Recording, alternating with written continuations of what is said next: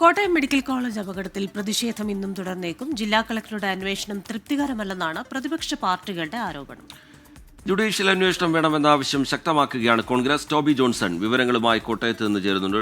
Toby, ഇന്നലെ പ്രതിഷേധം നമ്മൾ കണ്ടതാണ്. ഒരു അക്ഷരാർത്ഥത്തിലൊരു തെരുവ് യുദ്ധത്തിന് സമാനമായ രീതിയിൽ പലയിടത്തും കാര്യങ്ങൾ പോയി.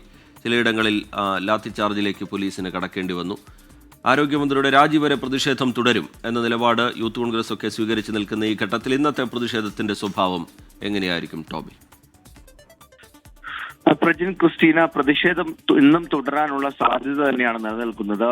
വിവിധ രാഷ്ട്രീയ പാർട്ടികൾ, പ്രത്യേകിച്ച് കോൺഗ്രസ് അടക്കമുള്ള UDF പാർട്ടികൾ പ്രതിഷേധവുമായി മുന്നോട്ട് പോകാൻ തന്നെയാണ് തീരുമാനിച്ചിരിക്കുന്നത്.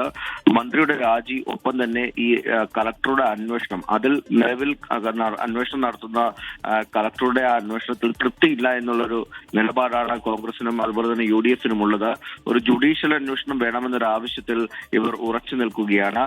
അതിനൊപ്പം തന്നെ ഇന്നലെ പുറത്തു വന്ന പ്രധാനപ്പെട്ട ഒരു വാർത്തയായിരുന്നു, കഴിഞ്ഞ മെയ് 30-ന് ഈ കെട്ടിടം മാറ്റുന്നത് സംബന്ധിച്ചുള്ള ഒരു തീരുമാനം മന്ത്രിമാർ ചേർന്നെടുത്ത യോഗത്തിൽ തീരുമാനിച്ചിരുന്നു. പിന്നീട് എന്തുകൊണ്ട് ഈ കെട്ടിടം മാറ്റുന്ന നടപടികൾ നടന്നില്ല, ആരുടെ ഭാഗത്താണ് അതേ തുടർന്ന് വീഴ്ചയുണ്ടായത് എന്നുള്ള കാര്യത്തിലടക്കം വിശദമായിട്ടുള്ള അന്വേഷണം വേണമെന്നാണ് പ്രതിപക്ഷ പാർട്ടികൾ പറയുന്നത്.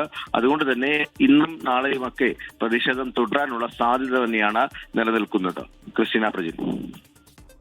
ശരി, ടോബി ജോൺസൺ ആണ് കോട്ടയത്ത് നിന്ന് വിശദാംശങ്ങൾ നൽകിയത്.